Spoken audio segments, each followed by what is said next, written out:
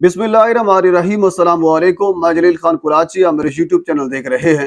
हुजूर वाला पाकिस्तान के सियासी मंजरनामे में कुछ इंतहाई अहम तरीन चीज़ें जो कि आप तक पहुँचानी हैं।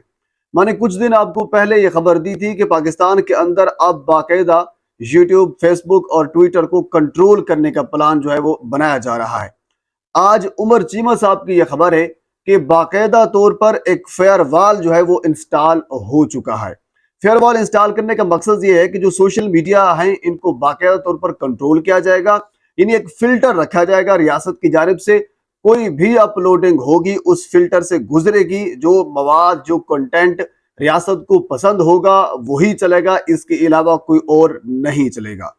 अच्छा, होना तो ये चाहिए था कि मेरे ख्याल, जो मेरी राय है, पाकिस्तान के अंदर यूट्यूब, फेसबुक, ट्विटर, इन तमाम जो सोशल मीडिया अकाउंट्स हैं, जो सोशल मीडिया प्लेटफॉर्म हैं, उनके दफातर जिस तरह इंडिया में मौजूद है पाकिस्तान के अंदर खोले जाते, और फिर किसी एक अकाउंट से, किसी एक बंदे से अगर आपको चिढ़ होती है, अगर वो बंदा रियासत के खिलाफ कोई कंटेंट दे रहा है, तो आप दरखास्त देते दफ्तर के अंदर, यूट्यूब के दफ्तर के अंदर, ट्विटर के दफ्तर के अंदर या फेसबुक के दफ्तर के अंदर। तो फिर वो जाहिर सी बात है वो खुद उसको मैनेज करते हैं, उस अकाउंट को ब्लॉक कर सकते हैं या उसको वार्निंग देते हैं, जो भी एक लीगल तरीकाकार होता है।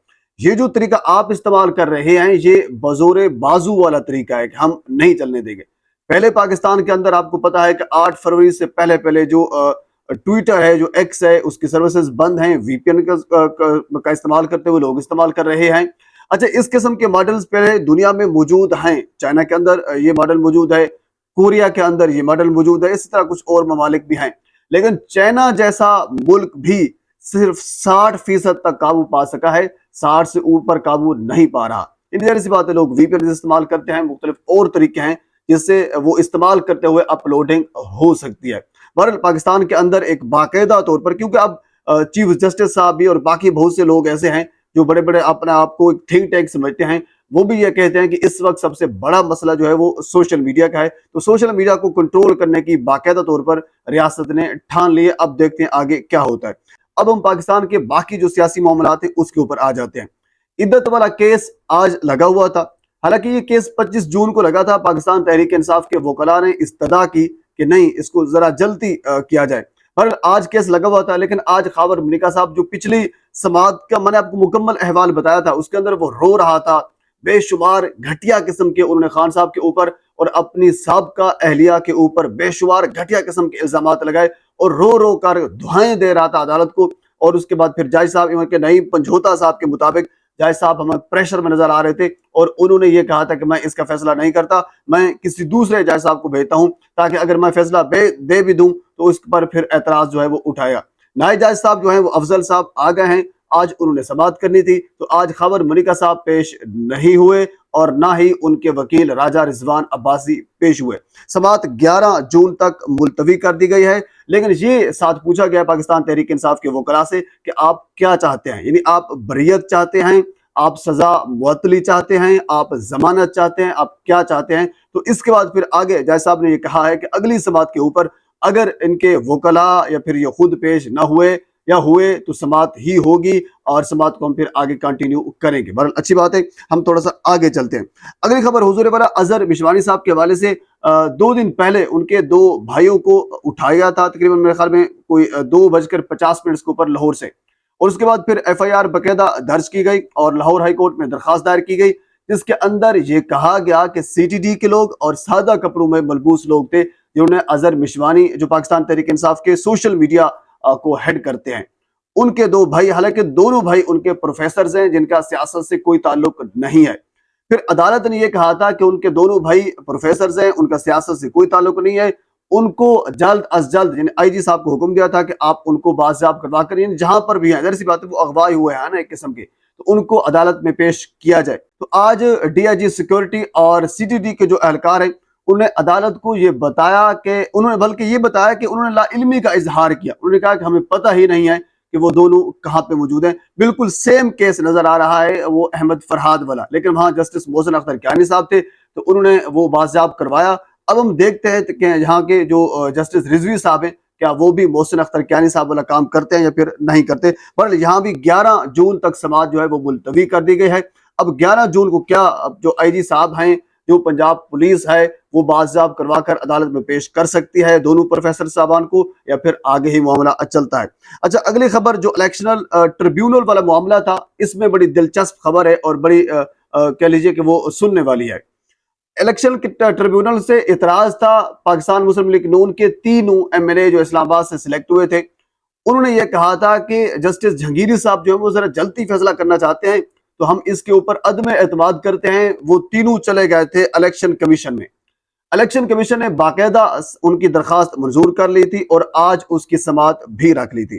تو اسی دوران جب پتہ چلا شعیب شاہین صاحب کو کہ یہ سارے کے سارے گئے ہوئے ہیں الیکشن کمیشن میں، وہ اسلام آباد ہائی کورٹ کے اندر چلے گئے۔ اسلام آباد ہائی کورٹ کے اندر انہوں نے یہ درخواست دائر کی کہ اب الیکشن کمیشن کا دائرہ کار ہی نہیں بنتا، کیونکہ ابھی سماعت جو ہے وہ چل رہی ہے، یعنی معاملہ سب جوڈیش ہے، ابھی کوئی فیصلہ آیا ہی نہیں ہے۔ اگر جسٹس جہانگیری کوئی فیصلہ کرتے ہیں، اسلام آباد ہائی کورٹ کوئی فیصلہ کرتی ہے، تو اس فیصلے کو چیلنج تو یہ کر سکتے ہیں، لیکن ابھی تو فیصلہ ہی نہیں آیا، تو یہ کیسے چلے گئے ہیں الیکشن کمیشن کے اندر؟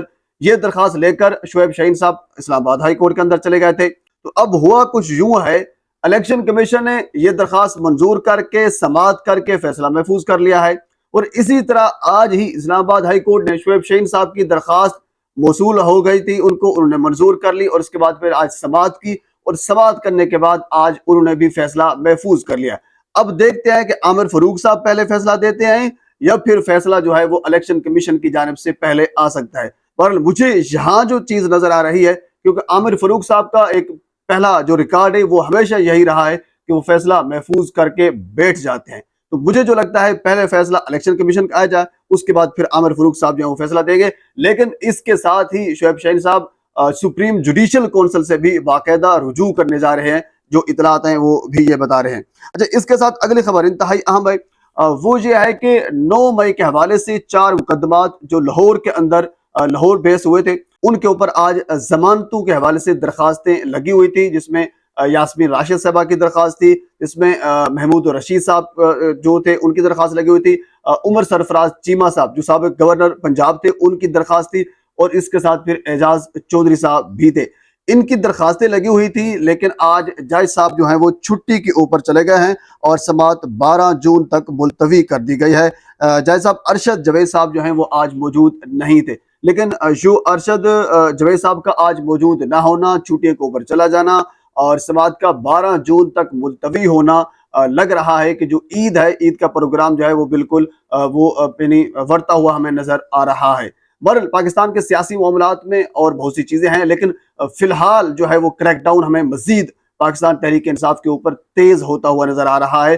جس طرح ہمارے سینئر جرنلسٹ یہ بارہا کہہ چکے ہیں کہ خان صاحب مان نہیں رہا، ایون کہ کچھ تو یہاں تک بھی کہہ رہے ہیں کہ باقاعدہ طور پر تیاری ہو چکی ہے کہ عمران خان کو دوبارہ وزیر اعظم منتخب کیا جائے، بنایا جائے، لیکن خان صاحب وزیر اعظم کے لیے بھی نہیں مارا، کیونکہ جس قسم کا وزیر اعظم انہوں نے بنانا ہے یا جس قسم کا شہباز شریف صاحب وزیر اعظم ہے، ایسا خان صاحب وزیر اعظم نہیں بننا چاہتے، اور رانا ثناء اللہ صاحب کے مطابق وہ ڈائلاگ بھی نہیں کرنا چاہتے، اور ان کا یہ ایک وتیرہ ہے کہ میں ان کو نہیں چھوڑوں گا۔ تو اسی چیز کو مد نظر رکھتے ہوئے ہمیں کارروائیاں مزید تیز ہوتی ہوئی نظر آ رہی ہیں، پر ہم دیکھتے ہیں کہ آنے والے دنوں میں مزید کیا صورتحال ہوتی ہے پاکستان کے سیاسی معاملات میں، اور بہت سی چیزیں ہیں اگلی ویڈیو میں آپ کے ساتھ میں ضرور شیئر کروں گا۔ ایک مرتبہ آپ سے گزارش ہے میرے چینل کو سبسکرائب کر دیں تاکہ آنے والی ہر انفارمیٹیو ویڈیو آپ تک پہنچ سکے۔ اللہ حافظ۔